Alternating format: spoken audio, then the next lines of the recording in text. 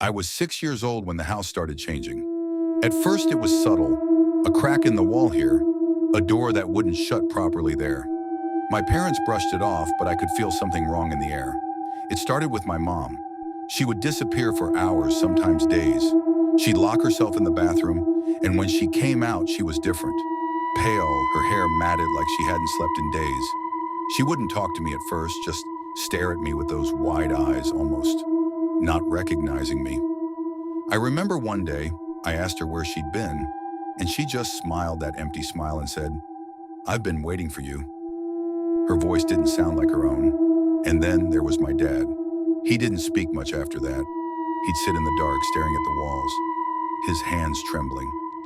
I'd find him standing at the foot of my bed in the middle of the night, just watching me, not moving, not breathing, just staring. His eyes, they weren't his. They were dark, hollow, like they belonged to someone else. I tried to tell them what I was feeling, but they just told me it was my imagination. "You're just tired, sweetheart.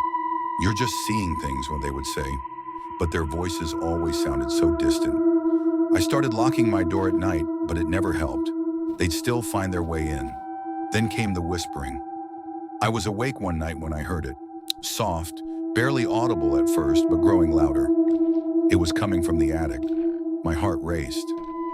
I knew I shouldn't go up there, but something inside me told me I had to.